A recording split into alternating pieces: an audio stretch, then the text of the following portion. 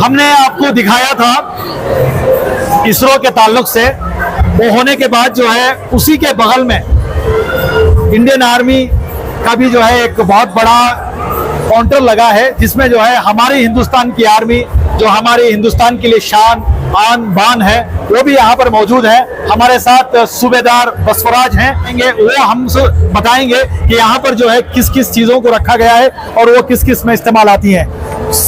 सूबेदार बसवराज साहब, हम आपके लिए मुबारकबाद कहते हैं, वेलकम करते हैं मैसूर शहर में। तो आप हमारे को बताएं ये क्या क्या होता है यहाँ पर, किस तरह का क्या है, एक एक करके बताते चल रहे हैं। सबसे पहले गुड इवनिंग सर। जी good evening. Mysore Dasara weapon and equipment exhibition,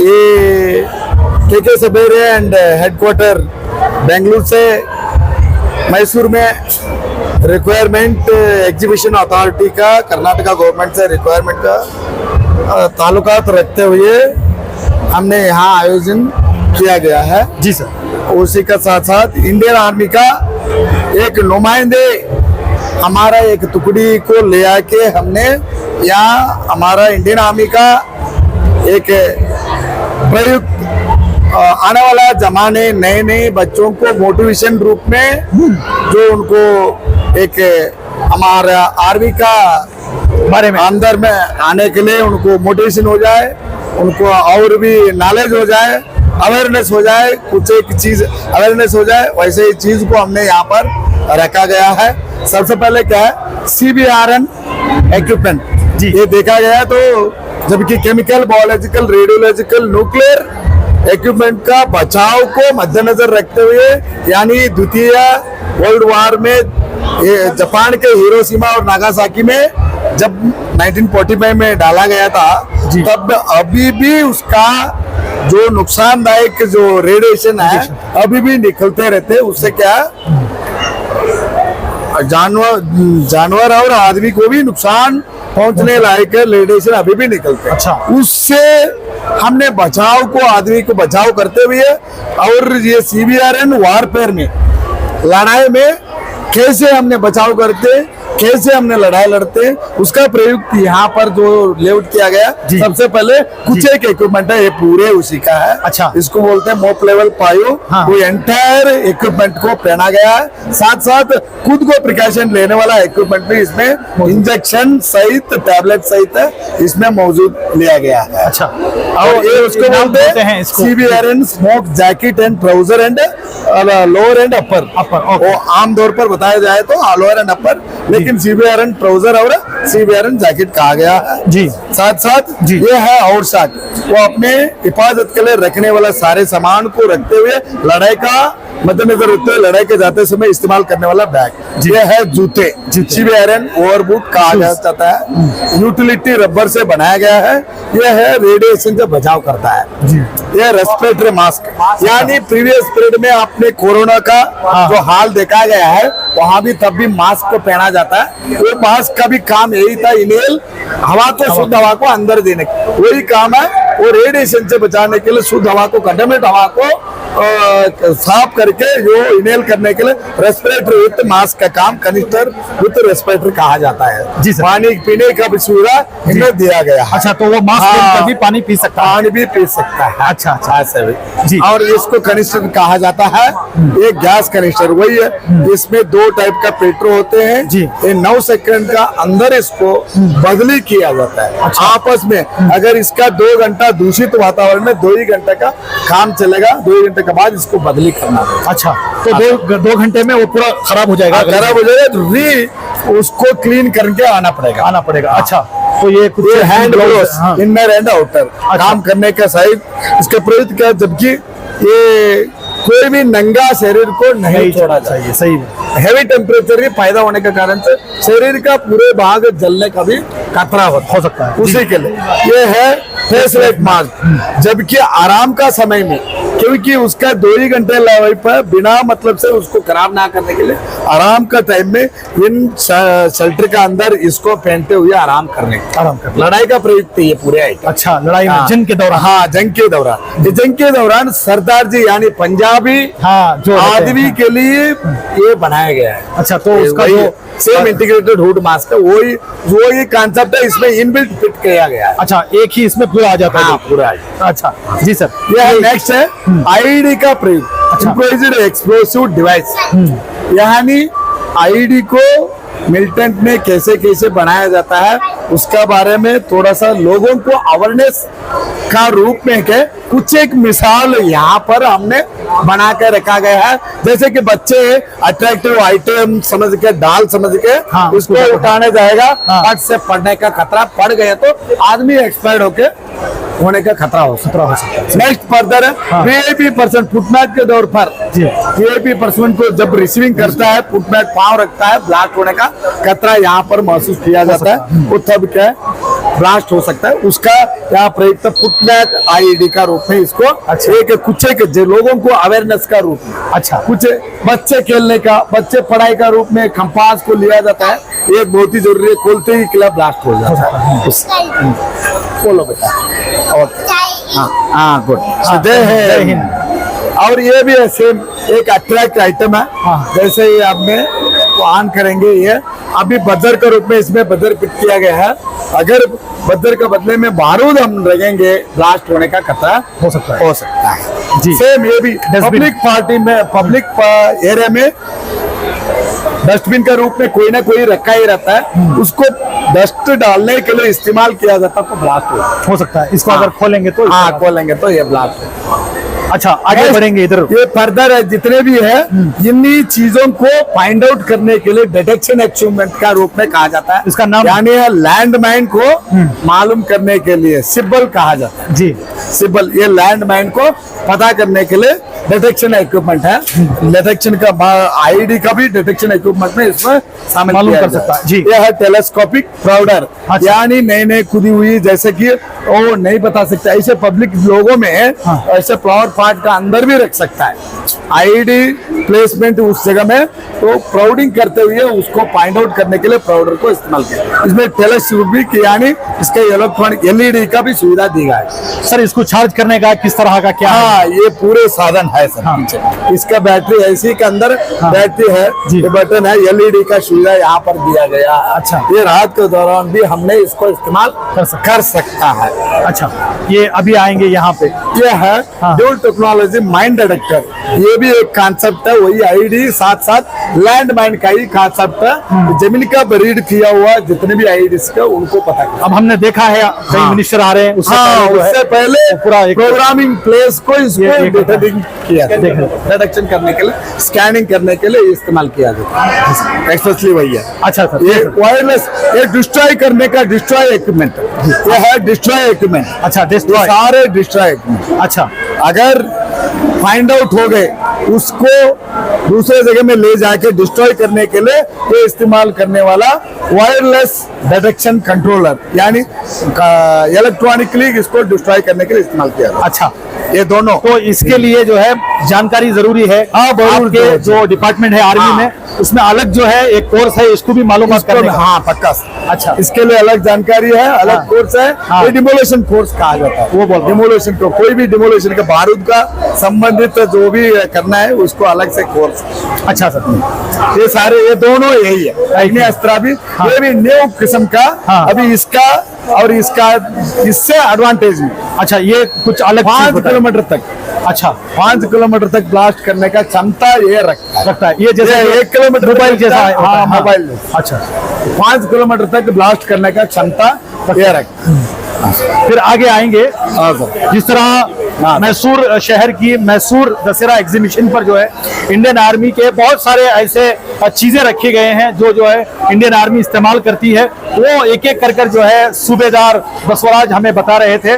अभी आप बताएंगे? हाँ sir, thank you very much sir, उधर बताएंगे। हाँ, हम आपका शुक्र अदा करते हैं बसवराज सर, सूबेदार बसवराज साहब। अभी जो है यहाँ से सूबेदार दीपक कुमार साहब हमें बताएंगे कि अगला जो है जर्नी यहाँ से किस तरह किन किन चीजों को जो है इस्तेमाल करता है। जी सर, ये जो है कॉमन हेलमेट कुछ लिखा है, इसका क्या काम? हाँ, इससे पहले बता, ये जो पूरा इक्विपमेंट्स है जी सर, ये जैसे आप टीवी में भी देख सकते हैं, ये पैरासेलिंग पैराग्लाइडिंग के लिए इस्तेमाल किया जाता है। अच्छा, इसके इस्तेमाल करके ये पूरे इक्विपमेंट हार्नेस पहन के हम एक जगह से दूसरी जगह उड़ के जा सकते हैं, जैसे आप अभी टीवी स्क्रीन में भी देख रहे हैं। जी, उसके लिए इस्तेमाल किया जाता है। इसे हम एडवेंचर के तौर पे भी इस्तेमाल करते हैं, ऑपरेशनली भी इस्तेमाल कर सकते हैं। सर ये कितना बड़ा होगा, कितना किस तरह का होगा? इसके डायमेंशन अलग अलग टाइप का पैराशूट आता है जी। इसमें सिंगल मैन भी होता है और 2 मैन का भी होता है। जैसे जो आपके पीछे पैरामोटर दिख रहा है जी, वो 1 मैन भी होता है, 2 मैन भी होता है। तो अभी हाल ही में आपने देखा होगा कि हमास जो है इजराइल के ऊपर अटैक किया था। जी, इसी पैराग्लाइडिंग के जरिए किया था जी, इसी इक्विपमेंट के जरिए किया था। यह काफी यह इतना अच्छा है, तो इसके लिए किसी किस्म की कोई मोटर की जरूरत नहीं पड़ेगी? उसके अंदर मैं आगे आपको बताऊंगा। अच्छा, वो मोटर लगेगा। एक्सक्यूज मी, इसमें क्या होता है ये किसी भी रडार के अंदर नहीं आता, लो लेवल फ्लाइंग कर सकते हैं, एक जगह से दूसरी जगह हम इसे आराम से जा सकते हैं। हमने एडवेंचर के तौर पे कन्याकुमारी से लेके श्रीनगर तक इसे फ्लाइंग करके गए हुए थे। अच्छा, जो मतलब ऊंचाई से जो है आप एडवेंचर कर सकते हैं, इतना दूर हमने किया। ये इसी का एक हेलमेट विथ कम्युनिकेशन हेलमेट है। अच्छा, कम्युनिकेशन यानी मोबाइल टाइप। हाँ, जैसे एयरक्राफ्ट में आपने देखा होगा पायलट जो पहनते हैं जी, जस्ट लाइक उसी तरह है, वो हेलमेट के साथ आता हेलमेट है। के साथ ही कम्युनिकेशन इक्विपमेंट भी इसमें है। इसी से डायरेक्ट हम कम्युनिकेशन थ्रू कर सकते हैं। अच्छा, वो जो है किसी किस्म का कोई मतलब जीपीएस टाइप का होता है? जीपीएस नहीं, radio communication ground to air और एयर टू एयर भी कम्युनिकेशन इससे हम कर सकते हैं। साथ में हमारे प्रोटेक्शन के लिए भी है, माइक भी है और इधर रेडियो सेट इसमें कनेक्ट किया जाता है। ये रेडियो सेट मोटरोला है, इसके साथ जो कनेक्ट होता है ये ग्राउंड टू ग्राउंड और ग्राउंड टू एयर कम्युनिकेशन कर सकता है। सिर्फ ये जो है पैराशूट जब हम जाते हैं उसी वक्त, हाँ, उसी वक्त इसका इस्तेमाल होता है। जब ये सारी चीजें जो है वहीं पे इस्तेमाल। ये है जीपीएस है जी। इसकी मदद से जैसे हम हाई लेवल फ्लाइंग करते हैं तो हमें डायरेक्शन का पता करने के लिए इसका इस्तेमाल करते हैं। अब इसके अंदर मैप होता है, मैप भर के हम जहाँ पे हमें जाना है डेस्टिनेशन पॉइंट जो है उसका मैप डाल के इसके जरिए हम जा सकते हैं और जाते हैं। जी सर, ये है विंड वॉच। हाँ, विंड वॉच है, हवा से चलती है, हवा की स्पीड बताती है। अच्छा, इसका कुछ लिमिटेशन है कि ज्यादा जैसे हवा है उसमें हम इसे फ्लाइंग नहीं कर सकते, मतलब लेफ्ट हो, राइट जाना हो या स्ट्रेट जाना हो, इस तरह से। वो है। दूसरा जो नेचुरल हवा आता है, अच्छा, तो उसका भी एक लिमिटेशन होता है कि कितने हवा में हम फ्लाइंग कर सकते हैं। बहुत ज्यादा आंधी हो गई, तूफान हो गया तो उसमें हम इसे नहीं उड़ा सकते। अच्छा, हवा का लिमिटेशन है कि इतने नट से इतने नट हवा होगा तभी हम इसका इस्तेमाल कर सकते हैं। ये है फ्लाइंग सूट। ये एक फ्लाइंग सूट है। फ्लाइंग सूट मतलब जैसे नॉर्मल हम शर्ट पैंट पहनते हैं उस तरीके का नहीं है, इसमें पूरा बॉडी का आपका कवर करता है। अच्छा, और दूर से आइडेंटिफिकेशन के लिए भी है। और ये दूसरे तरीके कपड़ा बनाया गया है जिसमें हवा अंदर नहीं जाता। हाँ, इसलिए इसका हम जब पैराग्लाइडिंग करते हैं तब इसका इस्तेमाल सब पहन लेते हैं, पहन कर ही कर जाते हैं। ऐसे कम्बैट रोड में लड़ाई के दौरान हम इसका इस्तेमाल नहीं करेंगे। अच्छा, हम नॉर्मल अपने यूनिफॉर्म का भी इस्तेमाल कर सकते हैं, सिर्फ उड़ने के वक्त यानी जाने के वक्त एडवेंचर और उसके लिए हम इसका इस्तेमाल करते हैं। अभी जो है बहुत इंपॉर्टेंट है, इसी के जरिए जो है हवा में उड़ा जाता है, ये इसके ताल्लुक से बताया सर। ये पैरामोटर से ये सिंगल मैन और 2 मैन भी होता है। अच्छा, एक साथ 2 आदमी वाला भी होता है और ये सिंगल। अभी ये आपके सामने सिंगल मैन है। सिंगल मैन, इसमें हम अपने इसके साथ हम अपना इक्विपमेंट और वेपन हथियार सामान भी लेकर के फ्लाइंग कर सकते हैं।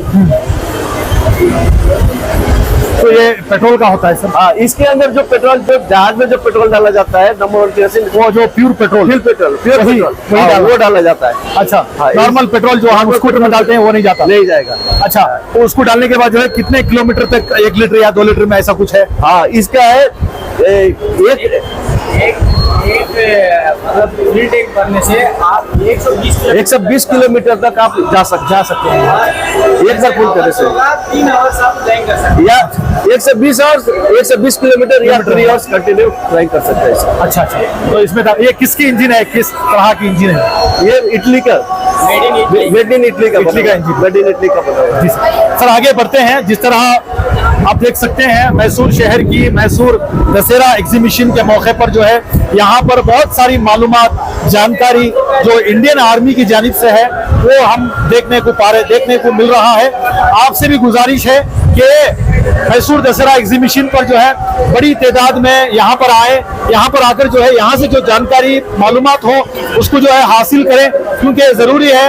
इंडियन आर्मी जो है हमारे हिंदुस्तान की शान है, हमारे हिंदुस्तान के लिए फख्र है कि इंडियन आर्मी जो है बहुत सारे काम करती है। तो आगे जाकर हम देख पाएंगे कि हमारे सूबेदार दीपक कुमार जो है क्या बताएंगे। सर ये किस जगह कहाँ पे इस्तेमाल होता है सर? सर ये इंडियन आर्मी में पैरा स्पेशल फोर्स का पर्सनल वेपन सर जी। ये मेड इन इजराइल वेपन्स है, मेड इन इजराइल है। ये वेपन्स एक जवान का पर्सनल वेपन्स है। एक मर्तबा गोली लगाने से 8 गोली लगता है। नहीं, पर्सनल वेपन्स है हर एक जवान का। यह लेजर सिस्टम पे काम करता है। लेजर सिस्टम पे करता है। इसमें इसकी मैगजीन की 30 राउंड की कैपेसिटी है। अच्छा, 30 गोलियां 30 गोलियां कैपेसिटी है। इसे हम सिंगल शॉट और ऑटोमेटिक फायर भी कर सकते हैं। इसे 400 मीटर तक एक बुलेट फायर कर सकते हैं। अच्छा, ये अभी जो है इजराइल में बनी हुई है, क्या इंडियन आर्मी इसको इस्तेमाल करती है? इंडियन आर्मी इसको इस्तेमाल करती है। अच्छा, क्या कोई भी जब यहाँ पर देखने के लिए आते हैं तो ये उठा सकते हैं, देख सकते हैं जी। ये खासकर हम जो यहाँ पे एग्जीबिशन लगाने का मकसद है कि जो यंग जनरेशन है, हाँ, जो नए बच्चे हैं, उनको आर्मी के प्रति जी, डिफेंस के प्रति आने के लिए उनको इसके प्रति रुचि जगाने के लिए हम एग्जीबिशन लगाएंगे ताकि वो देखें और उनको पता चले कि हमारे देश में भी क्या क्या चीज है।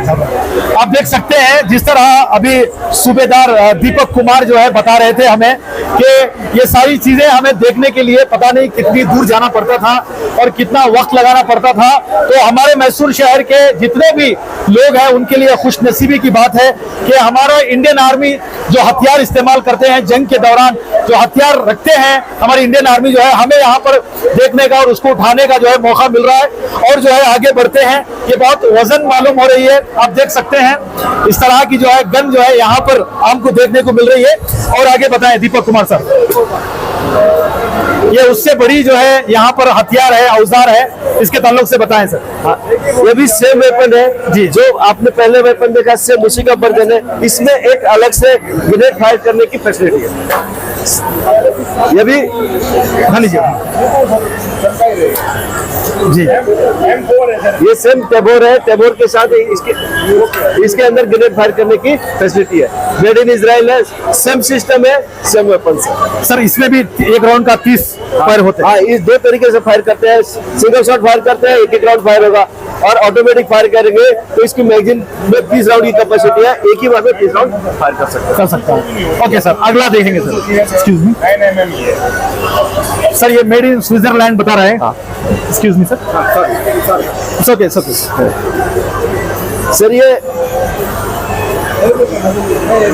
MP9 पिस्टल है, मेड इन स्विट्जरलैंड है। क्या नाम सर? नाम MP9 पिस्टल है, मेड इन स्विट्जरलैंड सर जी। तो इसमें जो है किस तरह का होता है? एक ही मर्तबा एक ही फायर? हाँ, सिंगल शॉट इसमें फायर किया जाता है, जस्ट लाइक पिस्टल है।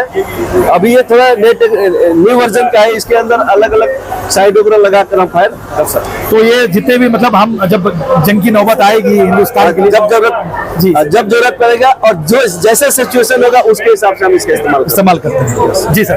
अगला आएंगे sir, excuse me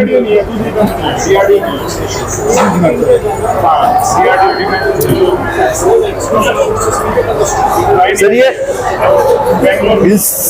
INSAS rifle है। इंसास राइफल्स जी सर, ये मेड इन इंडिया है जी सर। जो हमारे देश में जो आर्मी है उनका क्या है, पर्सनल वेपन्स जी। ये मेड इन इंडिया है। इसमें 20 राउंड की कैपेसिटी है, सिंगल शॉट और 3 राउंड ब्रस्ट फायर करने की फैसिलिटी है जी सर। अभी ये कहाँ पे इस्तेमाल करते हैं जो इंडिया में बनी है? ये हर जगह इस्तेमाल करते हैं, इंडियन आर्मी हर जगह इस्तेमाल करती है, चाहे लड़ाई के मैदान हो, CICT हो, काउंटर जैसे एरिया हो, कहीं भी हम इसका इस्तेमाल कर सकते हैं और कर रहे हैं जी सर। अगला देखेंगे हम, ये क्या चीज है सर? एक्सक्यूज मी सर, ये ट्विंस मोटर है। ट्विंस मोटर है जी सर। इसके अंदर से बम फायर होता है जी सर, और ये मेड इन इंडिया है। अच्छा, रहने दीजिए जी सर। अगला, ये बहुत ही कॉमन राइफल है जो वर्ल्ड के हर देशों में लगभग इस्तेमाल होता है। AK-47 अच्छा, AK-47 हमने सुना आपको भी पता होगा, आपने देखा भी होगा, सुना भी होगा, वर्ल्ड के हर देश में इसका इस्तेमाल होता किया है। जाता जी सर। यह मेड इन रशिया है जी। एक्चुअली। ये शुरू में रशिया ने ही बनाया रशिया था। का ही वर्जन है, USSR जब था तब का ही वर्जन है। अच्छा अभी लगभग हर कंट्री इसको बना रहा है अपने अपने जरूरत के अच्छा, हिसाब से। इसमें किस तरह का मतलब राउंड फायर होंगे? हाँ, कितने जो- इसमें 7.62 mm का 30 कार्ट्रिज आता है इसके मैगजीन में। जी। सिंगल शॉट ऑटोमेटिक फायर करने की सुविधा है इसमें। अच्छा अच्छा अभी काफी मॉडिफिकेशन करके अलग अलग टाइप का AK-47 को बनाया जा रहा सर, इसका क्यों नाम है AK-47? है। जिसने बनाया था उसका नाम था क्लासिनिको, क्लासिनिको। जी। तो उसने AK क्लास, इसलिए इसका नाम AK-47 दिया। अच्छा अच्छा अच्छा। तो अभी सारी जो है सारी दुनिया में जो भी बनाएगा उसका नाम AK-47 ही रखेगा। किसी का आप पैटर्न चेंज नहीं कर सकते, नहीं कर सकता, नहीं जी। करते, तो जिसने बनाया उसी के नाम से चलते आ रहा है। अच्छा, चाहे वो कहीं कोई सी भी देश में बना। कोई भी बनेगा उसका पैटर्न चेंज नहीं कर सकता। अच्छा, तो इसका नाम है AK-47। AK-47। सर, आप देख सकते हैं जिस तरह हमने कन्नड़ा में एक मूवी भी आई थी AK-47, गाना भी है 47 AK-47 पर। बहुत सारी चीजें जो है AK-47 के हवाले से हमें सुनने में और देखने में आ रही थी। तो यहाँ पर मैसूर शहर की मैसूर दशहरा एग्जीबिशन पर जो है AK-47 लेकर खड़ने का हमें मौका मिला है। जनाब अयूब खान साहब जो चेयरमैन हैं, हम उनका शुक्रिया अदा करते हैं कि इस तरह का एक माहौल पैदा किया है। जो हमारी आने वाली जनरेशन है, जो हमारी न्यू जनरेशन है, जो हमारे हिंदुस्तान का मुस्तकबिल है, उनके लिए ये सारी चीजें मालूम करना जरूरी है कि यहाँ पर हमारे इंडियन आर्मी में जो है किस तरह की चीजें इस्तेमाल करते हैं। जी सर, अगला ये दूरबीन है। हाँ, दूरबीन है, डे मैनो है जी। इसके मदद से हम दूर की 1 किलोमीटर तक किसी भी ऑब्जेक्टिव टारगेट को देख सकते हैं, किसी भी चीज को इसे देख सकते हैं। जी सर। ये मल्टी शॉट ग्रेनेड लॉन्चर है, मेड इन साउथ अफ्रीका। अच्छा, इसमें 6 ग्रेनेड लोड करके सिंगल शॉट ऑटोमेटिक फायर कर सकते हैं। कितने 6 ग्रेनेड भरा जाता है इसमें जी। 6 ग्रेनेड एक साथ भरा जाता है और उसको सिंगल शॉट फायर किया जाता है। सर, वो अक्सर जीप में लगा के रहते हैं ना, वही है ना? नहीं नहीं सर, जिप में लगा के इसे नहीं, जिप में नहीं लगा के रखते, वो दूसरा वाला, हाँ। और दूसरा वेपन से। अच्छा अच्छा अच्छा, ये मशीन बस हाथ में ही पकड़ते हैं। हाँ, यहाँ पे पकड़ के इसको फायर किया जाता है। Made in south Africa. Made in South Africa। Revolver के सिस्टम पे काम करता है, जैसे रिवॉल्वर है जी। छोटा, छोटा। उसी के प्रिंसिपल पे काम करता है। अच्छा अच्छा, ये भारी होगा ना सर उठाने में? हाँ सर, ये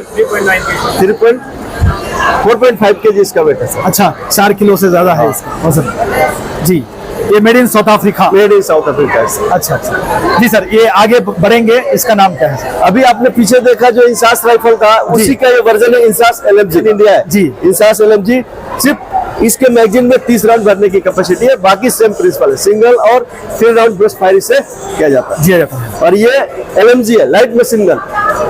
ये मशीन गन है, लाइट मशीन, जो आप बोले थे जिप के ऊपर हाँ, रखते हैं, पकड़ के डालते इसी को रखा है। इस टाइप का इसको, और अलग अलग टाइप का जो मशीन गन है उसे रखते हैं। अच्छा, सिर्फ बुलेट्स जो है भर्ती करने के लिए गन मशीन इस्तेमाल करते हैं या उस तरह से। और ज्यादा तादाद में अगर फायर करना है जी। उसके समय इसमें इस्तेमाल करेगा। जी सर, अगला देखेंगे। अभी अभी आपने देखा जितने भी हथियार, जितने भी औजार, जितने भी वेपन्स जो है जो इंडियन आर्मी इस्तेमाल करती है जंग के दौरान या किसी भी मौके पर जो है, ये सारा कुछ हमने अभी आपको दिखाया है। अभी जो आपको वेपन्स के बारे में बताया, इसका एग्जीबिशन लगाने का मेन मकसद है कि जो हमारे यूथ है, जो हमारे न्यू जनरेशन में यंग है, उनको सेना के प्रति, सेना के लिए, कि हमारे देश की इंडियन आर्मी भी है जो काम कर रही है, हम ड्यूटी कर रही है, काम कर रही है, और उनको फौज के प्रति लगाव और भर्ती होने के लिए, रिक्रूटमेंट के लिए, प्रचार के लिए, बहुत सारे गांव देहात की जो इलाके हैं वहाँ पे उनको पता नहीं चलता कि हमारे पास क्या सामान है, हम क्या कर रहे हैं, इनको जानकारी के लिए हमने ये मेला में इस एग्जीबिशन का आयोजन किया है।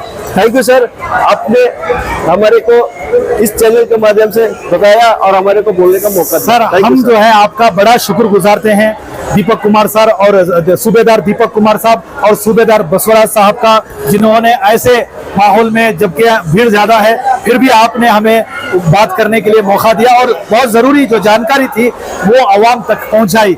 बहुत बहुत शुक्रिया। आप देख सकते हैं जिस तरह हमारा हिंदुस्तान की आर्मी, इंडियन आर्मी जिंदाबाद, हिंदुस्तान जिंदाबाद। कहा गया था कि जब फौज में भर्ती हुए तो कुछ जंगें भी चले, जब फौज में भर्ती हुए तो कुछ जंगें भी चले, किसी को ताजे शाही मिले तो किसी को कफन तक नहीं मिले। इसी तरह हमारे इस मैसूर शहर, मैसूर दशहरा एग्जीबिशन पर जो है एक सुनहरा मौका है कि यहाँ पर इस तरह की चीजें रखी गई हैं। हम मैसूर की तरफ से आप सबका शुक्रिया अदा करते हैं और धन्यवाद करते हैं, और इसी तरह आप हमारी इस न्यूज चैनल को आगे ज्यादा से ज्यादा शेयर करें। और आप लोगों की क्या राय है, सूबेदार दीपक कुमार, सूबेदार बसवराज ने जो बातें बताई, जो चीजें दिखाई, उसको लेकर आप हमें अपनी राय कमेंट्स बॉक्स में जरूर पेश करें। तब तक के लिए अस्सलामु अलैकुम व रहमतुल्लाहि व बरकातुहू।